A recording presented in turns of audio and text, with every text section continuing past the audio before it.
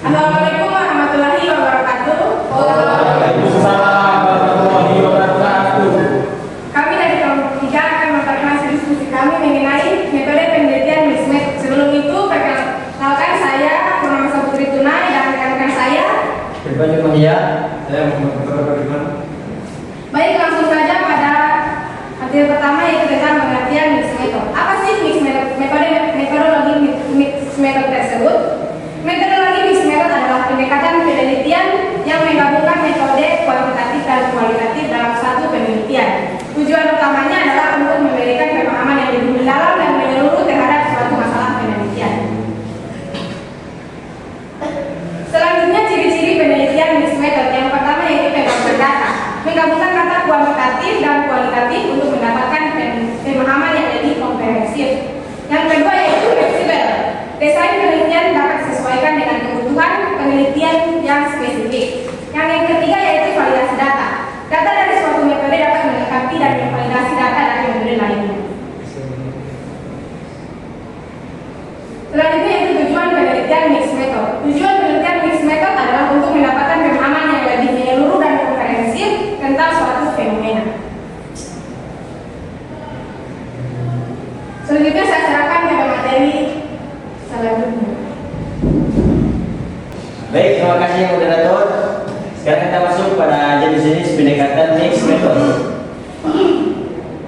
Mixed method itu ada 3 poin. Yang pertama,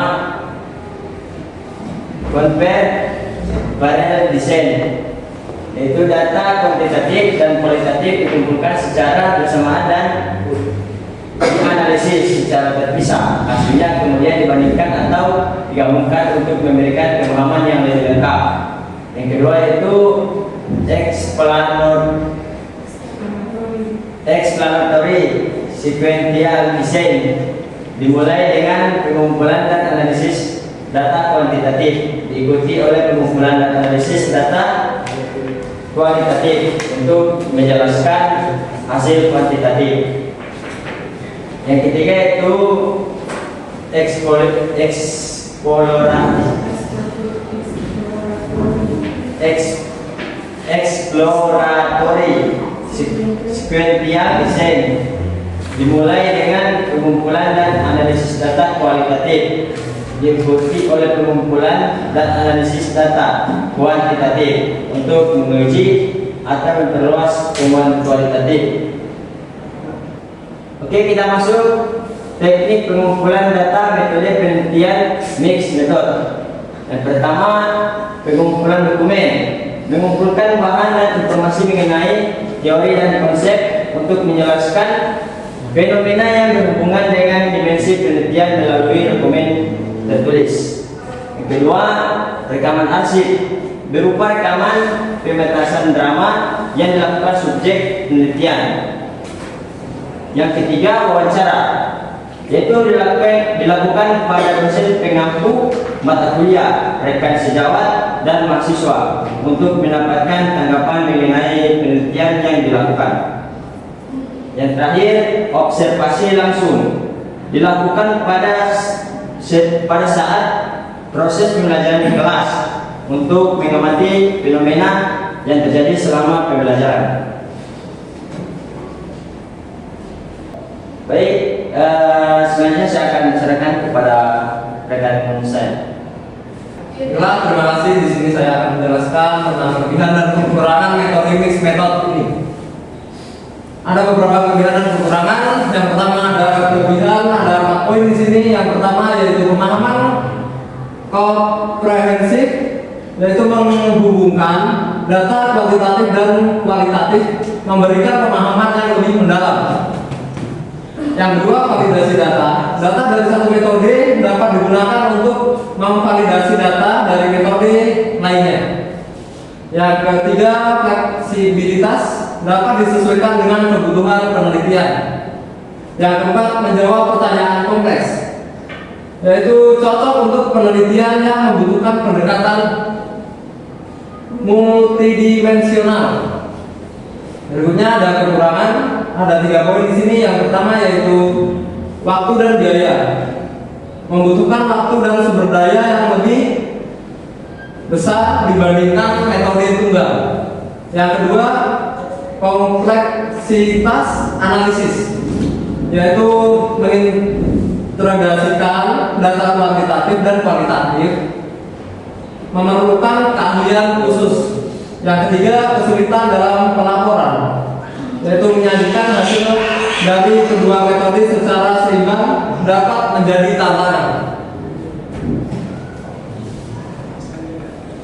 Kesimpulan yang bisa diambil dari materi ini yaitu metode penelitian mixed method adalah pendekatan yang menggabungkan metode kuantitatif dan kualitatif untuk memperoleh pemahaman yang lebih komprehensif terhadap suatu fenomena. Pendekatan ini fleksibel, mampu memvalidasi data, dan cocok untuk menjawab pertanyaan penelitian yang kompleks. Terdapat beberapa jenis desain seperti convergent parallel, explanatory sequential, exploratory sequential, embedded, dan multipass design. Meskipun menawarkan pemahaman yang memerlukan waktu, biaya, dan keahlian yang lebih tinggi. Baik, terima kasih. Itu saja yang bisa saya sampaikan. Saya kembalikan ke moderator.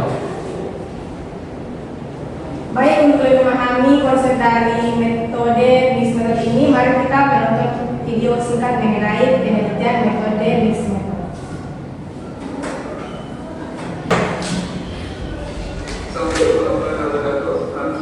Kita semua, hari ini saya akan menjelaskan terkait dengan kombinasi mixed method.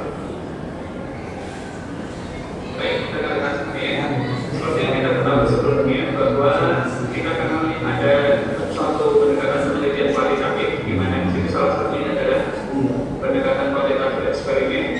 Kemudian yang kedua adalah pendekatan kualitatif survei.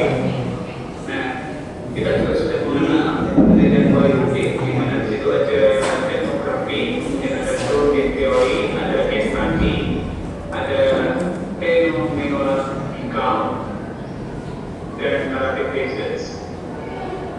Di sini kita akan membahas terkait dengan mixed method, di mana mixed method ada dua jenis, sequential dan konkuren. Yang sequential kita kenal explanatory dan exploratory, sedangkan untuk yang konkuren kita kenal simulation dan embedded. Oleh karena itu kita definisikan dulu apa sih yang bersebenarnya membaca penelitian kombinasi. Jadi kita penelitian kombinasi adalah suatu pendekatan penelitian yang menggabungkan antara dua metode, yaitu metode kuantitatif maupun kualitatif. Nah, karena di sini kita tadi tahu bahwa ada dua, sequential dan konkuren, maka apa bedanya antara sequential dan konkuren? Kalau sequential dilaksanakan secara berurutan, jadi kualitatif terlebih dahulu baru kuantitatif, atau kuantitatif terlebih dahulu baru kualitatif. Nah, di sini ada dua macam, yaitu explanatory dan exploratory. Explanatory itu penjelasan, sedangkan exploratory lebih ke menggali secara mendalam terkait dengan tujuan dari penelitian tersebut. Sedangkan untuk yang konkuren, jika ada formulation dan juga embedded. Konkuren dilaksanakan secara bersamaan. Formulation berfungsi sebagai kombinasi antara kualitatif dan kuantitatif tersebut, sedangkan embedded masing-masing saling melengkapi. Menurut Daswell tahun 2009 menyatakan bahwa mixed method research is an approach to inquiry that combines or associated both qualitative and quantitative forms of research. Jadi, definisi metode kombinasi adalah suatu pendekatan yang menentukan hubungan antara penelitian kuantitatif maupun kualitatif. Hal ini didukung oleh Leonard H. 2010 yang mengatakan bahwa penelitian kombinasi adalah suatu penelitian di mana peneliti mengumpulkan dan menganalisis data, menganalisis temuan, menarik kesimpulan secara imparsial dan menggunakan beberapa pendekatan atau metode penelitian kualitatif dan kuantitatif dalam satu studi. Biasanya untuk menjawab penelitian dalam satu penelitian tersebut. Research in which adequacy data collects and analyze data related to finding and draw inference using both qualitative and quantitative approach or method in single study or program of inquiry. And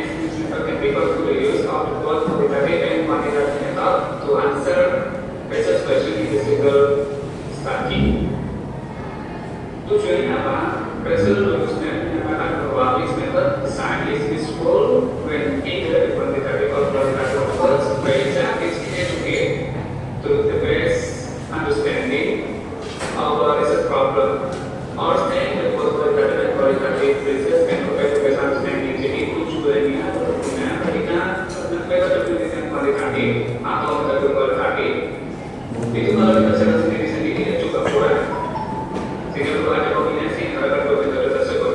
Atau bisa jadi metode pendidikan mixed method atau metode kombinasi ini digunakan merupakan suatu pendekatan yang bertujuan untuk memperkuat hasil dari yang sudah diperoleh. Jadi misalnya dari kualitatif diperkuat dengan kualitatif. Demikian juga ketika mendapatkan kualitatif bisa diperkuat dengan data kualitatif. Nah, dari sini kita dapatkan bahwa kualitatif dan kualitatif itu sebenarnya tidak bertentangan. Jadi metode kombinasi itu terletak di antara garis kontinus antara kualitatif dan kuantitatif. Kalau kualitatif ke kiri misalkan, terus kualitatif ke kanan, maka mixed method itu berada di tengah. Nah, baliknya di sini berdasarkan order susunan dari waktunya ada dua ya. Jadi sekuensial konkuren berjalan bersama, sekuensial juga jalan secara berurutan. Dibagi menjadi 4 domain. Di mana domain yang pertama untuk yang konkuren itu dilaksanakan secara bersama, jadi kualitatif dan kualitatif sama, tapi porsinya sangat besar, kualitatif sangat besar dan kualitatif. Sedangkan untuk yang sekuensial dikerjakan kualitatif terlebih dahulu, kemudian kuantitatif, atau mungkin kuantitatif terlebih dahulu, kemudian kualitatif, tetapi porsinya juga sangat besar dan dikerjakan secara berurutan. Kualitatif selesai, baru dikerjakan kuantitatif. Untuk domain yang ketiga, di sini ada dominan status, di mana di sini ada kualitatif, kemudian kuantitatif, kemudian kuantitatif kualitatif. Bisa jadi untuk yang kualitatif kuantitatif porsinya besar, kualitatif di depan, atau justru kuantitatif yang ada di belakang. Demikian juga untuk yang kuantitatif kualitatif, kuantitatif yang ada di depan itu lebih besar porsinya, atau mungkin bisa jadi kualitatif yang di belakang lebih besar porsinya. Untuk yang konkuren dikerjakan secara bersama, porsinya kalau yang tadi di domain 1 dikerjakan secara bersama dalam porsi yang sama, sedangkan di domain 4 kualitatif itu dikerjakan lebih besar porsinya meskipun dikerjakan dengan waktu yang bersama. Demikian juga untuk yang bawah, di mana di sini kualitatif dikerjakan lebih besar porsinya dibandingkan kualitatif meskipun dikerjakan secara bersamaan. Nah, dari sini metode kombinasi itu bisa jadi suatu metode yang bertujuan untuk memperluas, memperdalam, menemukan suatu hal yang baru, mengumpulkan dari yang sudah ada. Memperluas itu berarti memperluas teori yang sudah ada, misalkan dari teori-teori yang sudah kita temukan, kemudian kita perluas dengan hasil penelitian kita, atau mungkin bisa memperdalam, menggali lebih jauh dari hasil penelitian atau teori yang sudah ada. Untuk penelitian lanjutan biasanya sampai ke disertasi atau S3, biasanya arahnya ke temuan baru atau mengumpulkan. Nah, nanti domain untuk yang skripsi atau tesis biasanya itu memperluas dan memperdalam. Saya beri contoh untuk yang desain sequential explanatory. Di sini kita punya dua tahap. Yang pertama kita persiapkan kualitatif terlebih dahulu dengan menggunakan statistika, dengan menguji hipotesis dan seterusnya. Sedangkan kualitatif digunakan untuk memperdalam.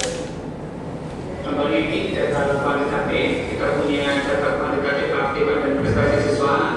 Kemudian untuk kualitatifnya berdasarkan hasil pengamatan dan wawancara.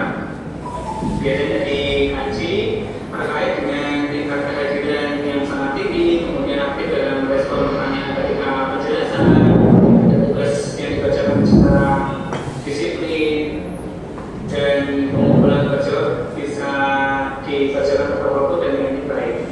Jadi kesimpulannya, data kuantitatif ini dapat menunjukkan rata-ratanya didukung dengan data kualitatif. Contoh yang lain, di sini ada data kuantitatif untuk kemungkinan dan budaya kerja terhadap hasil kerja, misalnya X1 terhadap Y, X2 terhadap Y, kita menilai pengaruhnya. Kemudian kita perdalam lagi, oh ternyata dari kualitatif kita lihat di situ kita bagi ketika dengan kerja para pegawai tetap bekerja dengan baik, hubungan juga baik, kebiasaannya sudah baik, sehingga tidak perlu diawasi dalam pelaksanaan kerjanya. Dari sini jadi simpulkan ternyata pengaruh kepemimpinan dan budaya kerja itu punya pengaruh positif terhadap prestasi kerja. Ini contoh judul dari penelitian kita dokumentasi dengan model sequential transformatory. Jadi kita kerjakan dulu kuantitatifnya, kemudian baru dikerjakan kualitatifnya.